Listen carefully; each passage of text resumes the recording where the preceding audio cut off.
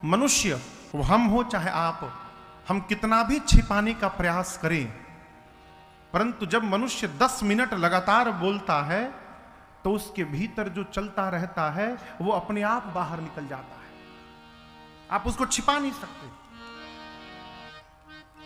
इसलिए बोलते समय बहुत सावधान रहना चाहिए। वाल्मीकि ऋषि जानना चाहते हैं कि इस पूरे घटनाक्रम को राम जी किस दृष्टि से देख रहे हैं, इनके मन में क्या चल रहा है। इसलिए कहा, राम आप बताइए। ये प्रसंग कहता है, बोलते समय सावधान रहिए।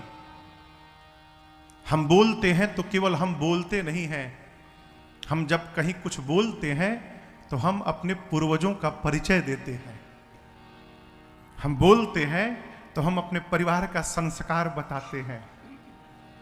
हम बोलते हैं तो हम अपने पूर्वजों के विचार को बताते हैं।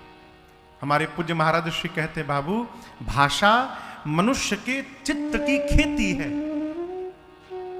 जिस प्रकार की मिट्टी होगी उस प्रकार का फसल उसमें निकलेगा। उसी प्रकार जिस प्रकार का चित्त होगा, चित्त यानी हृदय, चेतना, उस प्रकार का चिंतन जन्म लेगा। जिस प्रकार का चिंतन जन्म लेगा उस प्रकार की शब्दावली हमारे मुख से बाहर निकलेगी, और जो शब्दावली बाहर निकलेगी वो हमारे विचार को, हमारे संस्कार को समाज में प्रदर्शित करेगी। इसलिए बोलते समय सावधान रहा जाए। बुजुर्ग लोग कहते हैं, गोली का घाव तो भर जाता है परंतु बोली का घाव कभी भरता नहीं है जीवन में। मां द्रौपदी के एक वाक्य ने महाभारत कराया था, केवल एक वाक्य ने। ऐसा अद्भुत महल बनाया महाराज युधिष्ठिर ने। वहां धरती होती थी, स्थल होता था, जहां स्थल दिखता था वहां पानी निकलता था। दुर्योधन जब आया यज्ञ में तो महल देखकर चकरा गया। उसने तो इंद्रप्रस्थ वीरान स्थान दिया था पांडवों को रहने के लिए, दान के रूप में वीरान, लेकिन अपनी तपस्या से, अपने बल से, और सबसे सर्वोपरि भगवान श्री कृष्ण की कृपा से पांडवों ने ऐसा विशाल महल खड़ा किया इंद्रप्रस्थ में। दुर्योधन जब आया तो हक्का बक्का रह गया। हस्तिनापुर में वैसा महल नहीं।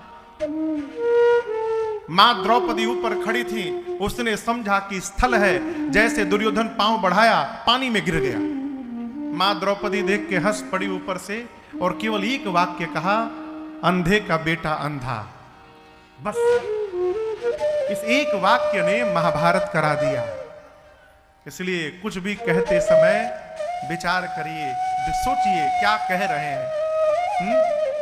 वाल्मीकि जी ने कहा, राम जी आप वन में क्यों आए हैं? राम जी बोले, प्रभु मेरी मां कैकेयी ने वन में भेजा है हमको वन में भेजकर मां ने मेरा सब काम बना दिया। वाल्मीकि जी ने कहा, क्या काम बना? आप वन में ठोकर खा रहे हैं दर दर। बोले, नहीं प्रभु, मैं बताता हूं कौन सा काम बन गया। तात बचन पुनिमा तुहित भाई भरत असरा। राम जी कहते हैं, मेरे वन में आने से सबसे पहला जो लाभ हुआ, मेरे पिताजी के मुख से निकला हुआ वचन पूर्ण हो गया। और इस बात को याद रखिएगा, आप पूरे जगत को प्रसन्न कर रहे हैं, और यदि आपके आचरण से आपके माता पिता प्रसन्न नहीं है तो ये जगत का प्रसन्न होना व्यर्थ है, उसका कोई मतलब नहीं है?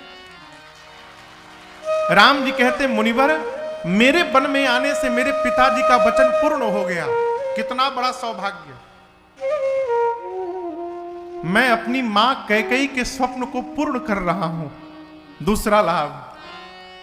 तीसरा लाभ मैं बताऊं, चारों भाइयों में तो मैं पहले से बड़ा हूं। यदि मैं राजा बन जाता तो और बड़ा हो जाता, तो मेरे भाइयों में और मेरे में दूरी और बढ़ जाती।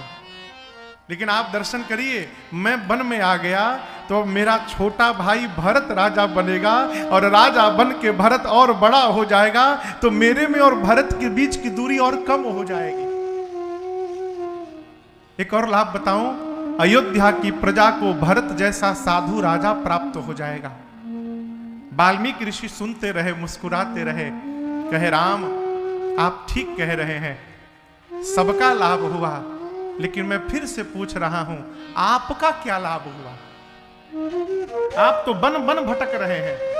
राम जी बोले मुनिवर मेरा जो लाभ हुआ वैसा लाभ तो किसी का भी नहीं हुआ। वाल्मीकि जी ने पूछा कौन सा लाभ हुआ? राम जी बोले मुनिवर यदि मैं वन में न आता तो आप जैसे महापुरुष के चरणों का दर्शन कब से प्राप्त होता। ये दर्शन मिल रहा है, ये अलभ्य लाभ है जीवन का, ये जीवन का अलभ्य लाभ है। ये कथा कहती है जीवन में सकारात्मक दृष्टिकोण रखिए। किसी भी दृश्य को यदि आप सकारात्मक दृष्टिकोण से देखेंगे तो कभी कष्ट नहीं होगा। नकारात्मक दृष्टिकोण ही हमको कूप में ले जाकर समाप्त कर देता है। मेरे रघुनाथ जी हर स्थिति में प्रसन्न है? कहते मुनिवर देखी पाय मुनि राय तुम्हारे। मैं कहता हूं भय सुकृत सब सफल हमारे। जीवन में धन होगा तो जगत का सुख प्राप्त होगा, जीवन में पुण्य होगा तो संतों का चरण प्राप्त होगा। ये पुण्य का परिणाम है। राम जी कहते हैं आपके श्री चरण का दर्शन प्राप्त करके हे मुनिदेव राम के सारे सुकृत आज सफल हो गए। अब हम आपसे प्रार्थना करते हैं आप जहां आज्ञा करेंगे। अब जहां राउर आयस होई, अब जहां राउर आयस होई, मुनि उद बेग न पावे कोई, मुनि उद बेग न पावे कोई, मुनि तापस जिन्ह ते दुख लही, मुनि तापस जिन्ह ते दुख लही, ते नरेश बिनु पावक दही, ते नरेश बिनु पावक दही, मंगल मूला विप्र परितोषु, मंगल मूला विप्र परितोषु, नहीं तो दहाई कोटि कुल भूसुर रोषु, दहाई कोटि कुल भूसुर रोषु, प्रभु अस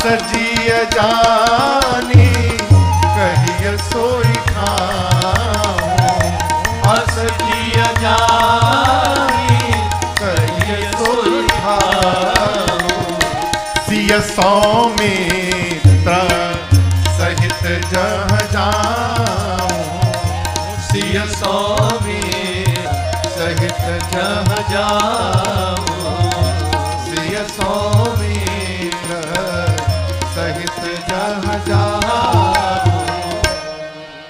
राम जी कहते हैं वाल्मीकि ऋषि जी से कि मुनिवर आप अब एक ऐसा स्थान मुझे रहने के लिए बतावें जहां पर मैं जाकर कुछ दिनों तक वास करूं। लेकिन दर्शन करिए कैसा स्थान बताइए? ऐसा स्थान बताइए जहां मेरे रहने से किसी मुनि को कष्ट ना हो। वन में या तो कोल भील रहते हैं, नहीं तो मुनि लोग रहते हैं, साधु महात्मा संत रहते हैं। राम जी कहते किसी को कष्ट ना हो, किसी मुनि उनि को। क्यों? सिद्धांत श्रवण करिए। जिस मनुष्य से मुनि त्रास पाते हैं वो मनुष्य बिना आग के जल के भस्म हो जाते हैं। मुनि तापस जिन ते दुख लहई, ते नरेश बिनु पावक दहई। राम जी कहते हैं गुरु मुनिवर जिस के घर से मंगल मूल विप्र परितोषु, नहीं तो ब्राह्मण यदि क्रोधित हो जाए, संत महात्मा क्रोधित हो जाए, तो करोड़ों कुल जल के भस्म हो ही सकता है। परिणाम प्रमाण मानस में प्रताप भानु है, पूरा परिवार उसका राक्षस हो गया। महात्मा तो पूरे विश्व के कल्याण की बात करते हैं। ब्राह्मण देवता कहते हैं आप कल्पना करिए, हमारा आपका कितना बड़ा सौभाग्य है, हम उस संस्कृति में जन्म लिए हैं जो संस्कृति घोषणा करती है सर्वे भवन्तु सुखिनः। ये कहने की ताकत विश्व में किसी के पास नहीं है, केवल सनातनी के पास है। कोई मुस्लिम नहीं कहता है कि पूरा विश्व सुखी हो, वो अपने सुख की बात करते हैं। कोई ईसाई नहीं कहता है, केवल हम कहते हैं पूरा विश्व सुखी हो, सब खुशहाल हो, सबके घर में शांति हो। हम पूरे विश्व को अपना परिवार मानते हैं। उदार चरिता नाम वसुधैव कुटुंबकम, ये हम कहते हैं। क्यों? हमारे यहां ही महात्मा होते हैं, हमारे यहां ही संत होते हैं, हमारे यहां ही ब्राह्मण होते हैं। इनका आदर करिए।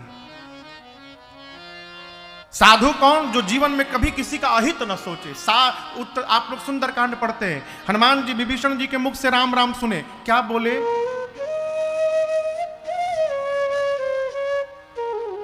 क्या बोले? एही सन हठी करिहाऊं पहचानी। क्यों? साधु ते होई न कारज हानि। जो जीवन में कभी किसी की हानि न पहुंचाए वो साधु है। देखिए, साधु कोई हो सकता है, घर में खेत चलाने वाला किसान भी हो सकता है। दाढ़ी बढ़ा लेने से कोई साधु केवल नहीं हो सकता है? साधु कौन? जो कभी किसी का अहित न सोचे। एक नाव पर एक साधु जा रहे थे, उसी नाव पर 10-12 नौजवान बच्चे भी चढ़ गए। नाव पर जैसे साधु जाकर बैठे, बच्चे उनके साथ बरेखी करने लगे। कोई दाढ़ी खींचे, कोई कपड़ा खींचे, कोई कमंडलू खींचे, कोई पेट में खोदे, कोई सिर पर ठोके। महात्मा चुपचाप बैठे हैं। जैसे नाव और बीच नदी में गई, इनका ये व्यवहार और बढ़ गया। साधु के प्रति ये अपमान भगवान बर्दाश्त नहीं कर पाए और आकाशवाणी हुई, आया तूफान, पूरी नाव डोलने लगी, पूरी नाव कांपने लगी। आकाशवाणी हुई भगवान की। भगवान ने कहा, हे महात्मन, ये बच्चे आपके साथ ऐसा व्यवहार कर रहे हैं, आप एक बार कहिए, अभी नाव पलट के इन सबको समाप्त करके आपको बचा लूंगा। साधु ने आकाशवाणी सुनी, पूछा, प्रभु क्या आप नाव पलट देंगे? आकाशवाणी ने कहा, मैं कुछ भी पलट सकता हूं। तब साधु ने कहा, प्रभु यदि आप कुछ भी पलट सकते हैं तो नाव न पलटिए, इन बच्चों की मति को पलट दीजिए कि आज के बाद किसी के साथ ऐसा व्यवहार न हो पाए। इनकी मति पलट दीजिए। ये साधुता है? राम जी कहते हैं, जिस मनुष्य से साधु महात्मा कष्ट पाते हैं, उस मनुष्य का पूरा परिवार कुल समाप्त हो जाता है। घर परिवार में भी ऐसा कोई आचरण न करिएगा। देखिए, आप बुरा ना मानिएगा, घर में 10 लोग हैं, 9 लोग कमाते हैं, एक नहीं कमाता है, केवल बैठ के खाता है। आप इस भ्रम में न रहिएगा कि आप कमा रहे हैं। हो सकता है कि वो न कमाने वाले के भाग्य से आप सब कमा रहे हैं। इस भ्रम में न रहिएगा। किसके भाग्य से कौन आगे बढ़ रहा है नहीं कहा जा सकता है? बड़ी बड़ी सल्तनतें समाप्त हो जाती है वो किसी एक व्यक्ति के जाने से, केवल घर से। इसलिए घरवा में जो 4 बजे भोर में उठ जाता है, वो पूरा घरवा को त्रास देता है। भाई की वही तो क्षमा करिए हमके। आप 4 बजे भोर में उठ जा रहे हैं, बड़ी अच्छी बात है, चुपचाप भजन करिए, काहे किसी को डिस्टर्ब कर रहे हैं। लेकिन हमने देखा, इसलिए मैं कह रहा हूं, 4 बजे भजन उठ के वाले लोग जोर जोर से घंटी बजावत है, पूरा दम लगा के शंख फूकत है। अरे भगवान धीरों से सुन लेंगे।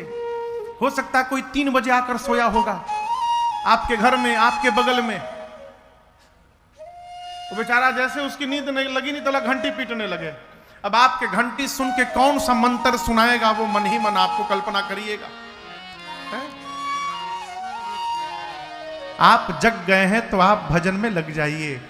यदि आप निष्ठा से भजन कर रहे हैं तो आपके भजन में ही इतनी शक्ति हो जाएगी कि आपके परिवार में जो जो भजन में नहीं है, आपके आकर्षण से, आपसे सट के वो भी भजन करने लगेगा। आप अपनी निष्ठा बना के रखिए।